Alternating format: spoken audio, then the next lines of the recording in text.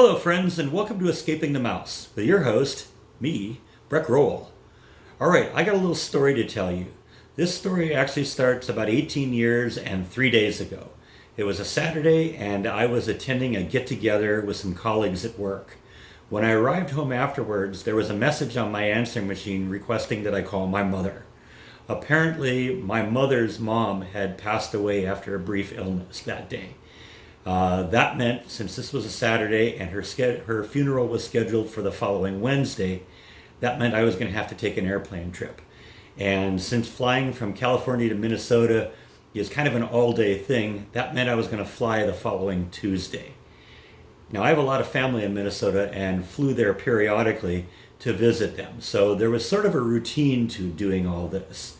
I would usually fly out of the same airport, John Wayne Airport in Santa Ana, usually fly the first flight that I could get out in the morning, and that would usually get me into the Minneapolis St. Paul airport, usually late afternoon or early evening, and then it was probably an hour or an hour and a half drive from Minneapolis to a small community north of the Twin Cities called Bram, where my grandmother lived. So, like I said, the goal was to get out as early as possible so that I could get there at a reasonable time in the evening. So I scheduled a flight for the first flight out on Tuesday morning from America West, and basically there was a layover in Phoenix, and then it went on to the Twin Cities. Now, one of the things you may not know is that John Wayne Airport has kind of a little quirky thing they do.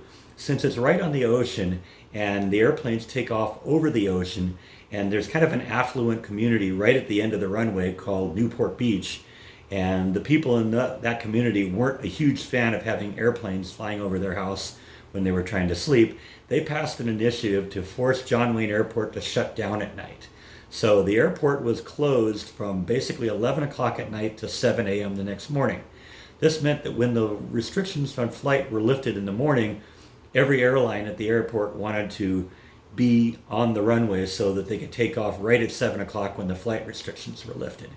And so that meant that the airline I had chosen was one of these airlines, and they basically pushed away from the gate at 6:45. So that meant I needed to get up really, really early, hop on a super shuttle because we didn't have Lyft or Uber in those days, and get a ride to the airport and get checked in through security and into the terminal before that all happened. Everything went according to plan that morning, and when I got into the terminal, I noticed something odd right off the bat. One of the little terminal concession shops was a bar right next to where I'd gone through security, and at about 6 o'clock in the morning, this bar was just packed with people, which struck me as really odd because, like I said, the airport had been shut down for the last 8 hours, so there had been no flights coming in. There'd be no reason why there'd be a bunch of people that were just kind of hanging out in a bar and winding down after a long flight.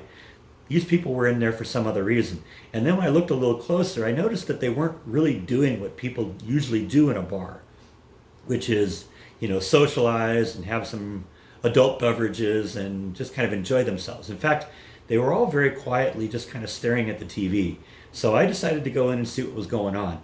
Well, when I got in, the TV was on one of the news channels, and they had a camera in Lower Manhattan in New York, and it was pointed at the World Trade Center towers. And when I got in there, one of the towers was on fire, about 2/3 of the way up, and there was just smoke and fire erupting out of this building. Now, nobody really knew what was going on at this point, and but some of the newscasters were kind of speculating that they'd heard reports that an airplane had hit the building. And at one point, I actually remember they zoomed way in on the building, and there was definitely an airplane-shaped hole in the side of the building. Now, I don't know how long I stayed there and watched, but after a while, I noticed another airplane kind of come in from the lower right-hand corner of the screen, disappear behind the building that was on fire, appear briefly in the gap between the buildings, and then disappear behind the second building. A moment later, a fireball erupted out of the second building, and it became clear that that second plane had hit the second tower. Now, I always had a problem dealing with that level of evil and processing that in my mind. I was still convinced that this had to be some sort of a horrible mistake. In fact, I remember thinking to myself, geez, somebody needs to call the control towers and tell them to be more careful because they're flying planes into buildings. And, at this point, as I continued watching in horror like everyone else did, and it kind of slowly dawned on me that this wasn't an accident, that this was an act of terror. And I continued watching for I don't know how long. And then all of a sudden I began hearing them call my flight. So I waited until they called my roll. I was kind of about halfway back on the plane. And when they called to board my row, I kind of quietly walked away from the bar, got into the airplane, and sat down.